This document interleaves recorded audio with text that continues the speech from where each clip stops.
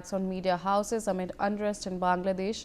The offices of leading newspaper The Daily Star and Prothom have been burnt down by protesters following the death of Osman Hadi, a key leader in protest against Sheikh Hasina, and firefighters are present at the spot as damage to the building is being assessed. Brian, obviously all of this comes ahead of the February elections in Bangladesh, the timing of which is very significant, that these protests and all of these developments are happening before these elections?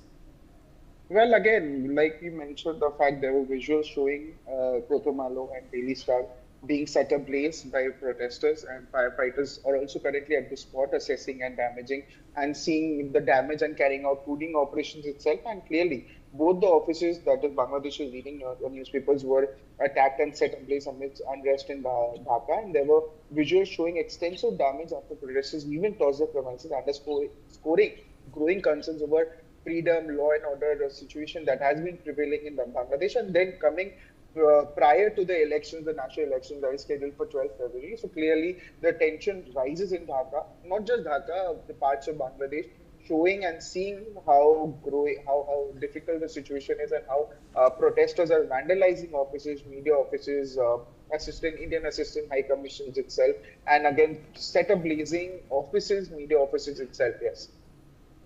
All right. Meanwhile, I have more breaking news coming in. Amid the unrest in Bangladesh, reportedly, the residence of Bangladesh's first president, Sheikh Mujibur Rahman, the father of former Prime Minister Sheikh Hasina, was vandalized and set ablaze once again. The house had earlier come under attack twice last year in February and again in August, marking another escalation amid the ongoing unrest. Now, Brian, stay on with me. I also have with me Ambassador KP Fabian, former diplomat, joining me on the telecast. Ambassador KP Fabian, what exactly is your take on these developments that are taking place in Bangladesh and the kind of anti-India sentiments that are on the ground as well?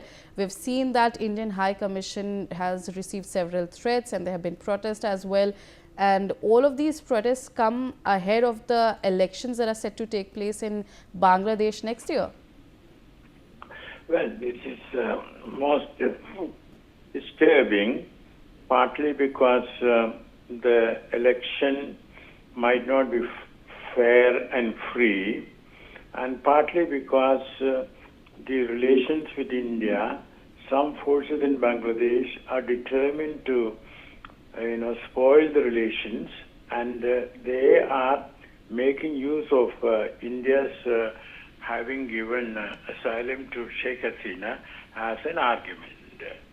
And what is more disturbing is that I'm afraid there is no real diplomatic intercourse between India and Bangladesh. And what is required is diplomacy, and the best way I would suggest is for both countries to appoint special envoys without telling the media, who will meet at some place without telling the media, and see whether an understanding at referendum to their respective governments can be arrived at. It may succeed, it may not succeed, but it is worth trying. All right, Ambassador KP Fabian, stay on with me. I have more developments that are coming in.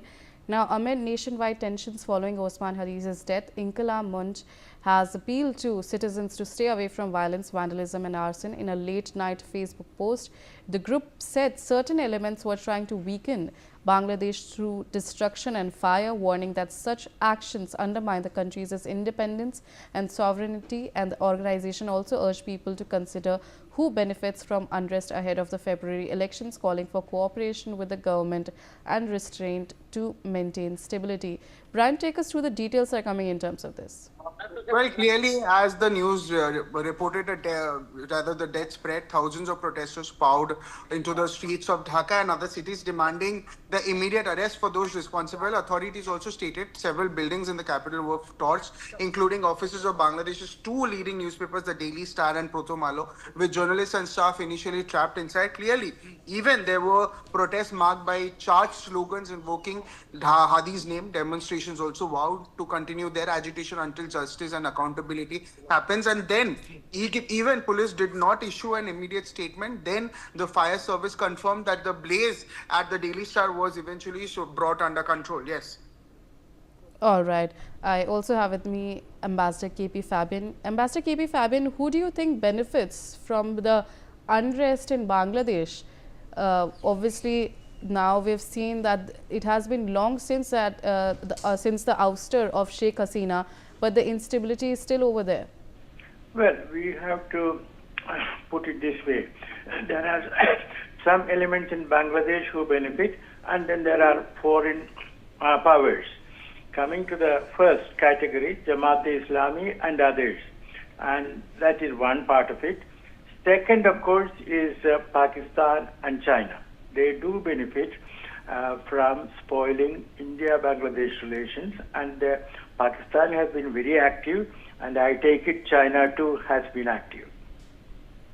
All right, Ambassador KP Fabian, stay on with me. We have more developments that are coming in from Bangladesh. Bangladesh Interim Chief Muhammad Yunus has called a high-level meeting in Dhaka today afternoon.